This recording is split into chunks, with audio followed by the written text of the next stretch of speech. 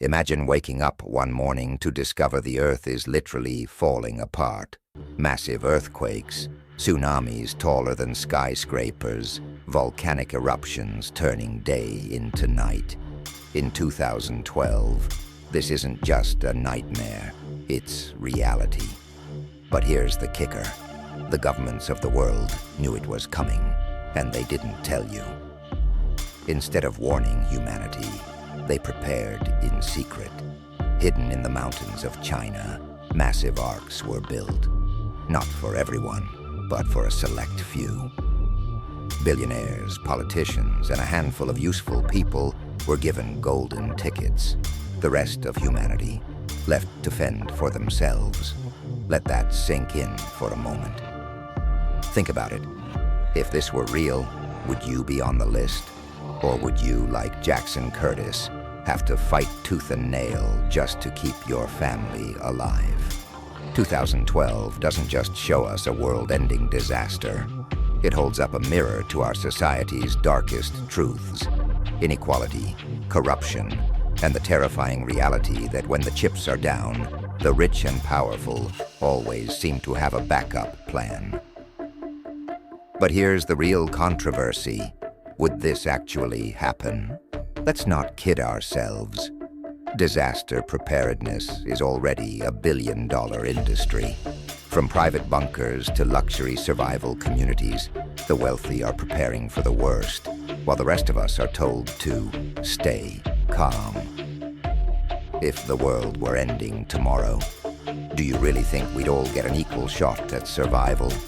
Tell us in the comments. Is this just a movie, or a glimpse into our future? And it's not just about who survives, it's about how. In 2012, we see ordinary people forced to make impossible choices.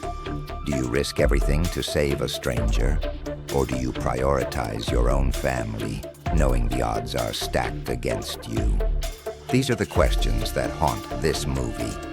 And they're the same questions we'd face in a real-life apocalypse. One of the most debated moments in the movie is this: should survival be a privilege of the rich?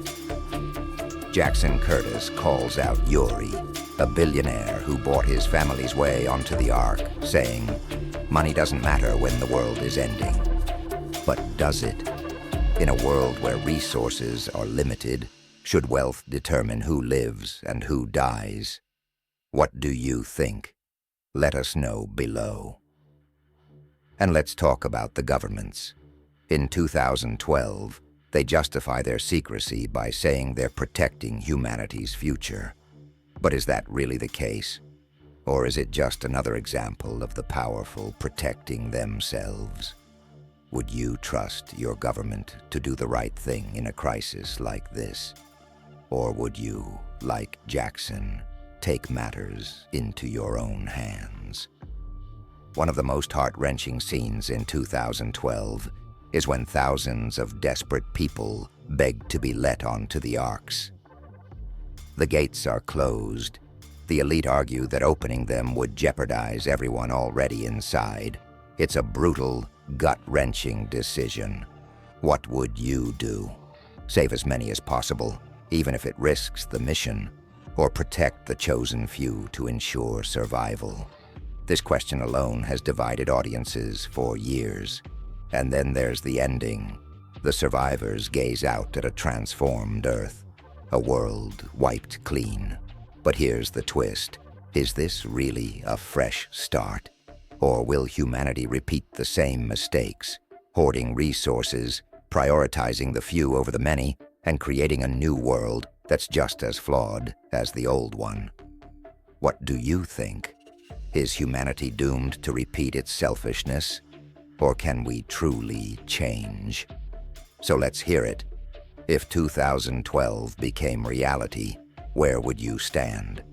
Would you fight for your family, risk it all for strangers, or accept your fate? Would you trust the system or rebel against it? Drop your thoughts in the comments below, and don't hold back. Because when it comes to the end of the world, everyone has an opinion, and we want to hear yours.